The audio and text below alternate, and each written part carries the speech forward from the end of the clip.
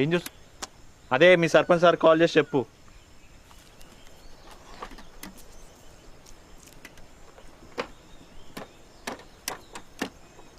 నమస్తే సర్పంచ్ సాబ్, వినిపిస్తుందా? గదే బండి తీసుకొని తుమ్మపల్లి పోయినా కదా సర్పంచ్ సాబ్. గడ రాముల్ సర్పంచ్ సాబ్ కలిసి అరే మీ సర్పంచ్ సాబ్ ఎట్లున్నాడు రా పాయింట్కి రా. సర్పంచ్ సాబ్ గిడ శ్యామ్ సార్ తాళం బల కొడదామంటుండు. తాళం గిట్ల పగలగొట్టే ప్రసక్తే లేదు.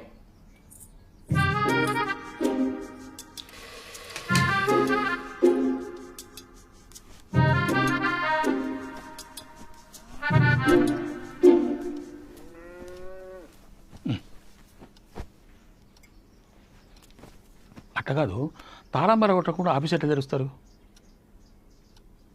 అక్కడేదో మీరు పని ఎలగబెడుతున్నట్టు ఎప్పుడు చూసినా ఖాళీ కూర్చొని గప్పాలే కదా మీరు కొట్టుకునేది.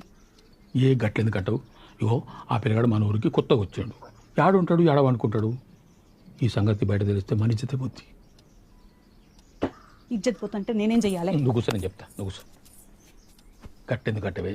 ఇవాళ ఒక్కరోజు రాత్రి మన ఇంటికి పండుకొని రమ్మంటావు. మరి బుద్ధుందా? ఇంట్లో పెళ్లి కావాల్సిన ఆడపిల్లని పెట్టుకొని వాళ్ళని వీళ్ళని వచ్చి ఇంట్లో పడుకోమంటావు. అట్టగాదే, ఆ పిల్లగాడు మంచోడు, చూడటానికి అమాయకంగా ఉంటాడు. అవునా? అమాయకంగా ఉంటాడా? పిల్లనిచ్చి అల్లుని చేసుకోకపోయినావు? ఏ గవన్నీ ఏమొద్దు, పిల్లగానికి జీతం తక్కువ. మన పిల్లకు మంచి సంబంధం చూసి చేద్దాం. ఇవాళ రాత్రికి మాత్రం ఇక్కడికి రమ్మంట. ఇగో నా మాట నువ్వు, పిల్ల రూమ్లో ఉంటుంది, నువ్వు నేను మన రూమ్ ఉందాం. ఒక సాపా దిండి నుంచి హాల్లోకి పంపిస్తే సజ్జ మీద వండుకుంటాడు, మంచిగా సప్పుడు చేయకుండా వండుకుంటాడు.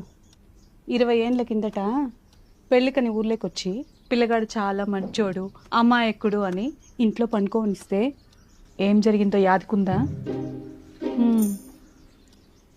చూడు, తలుపు పగల కొట్టుకుంటావో నెత్తికేసి కొట్టుకుంటావో నీ ఇష్టం.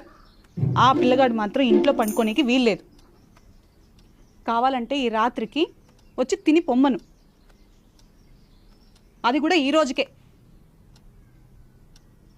నాకు వండే ఓపిక లేదు. నిన్న దసరాకు చేసిన మటన్ బోటి కూర ఉంది, అదే మీరందరూ వేడి చేసుకుని తినండి. అబ్బా చాలు, మస్తు అయిపోయాయి. నీ చేతి మటన్ కూర కట్టారా? ఇగో ఈ పంచాయతీ ఇంకోసారి పెట్టు.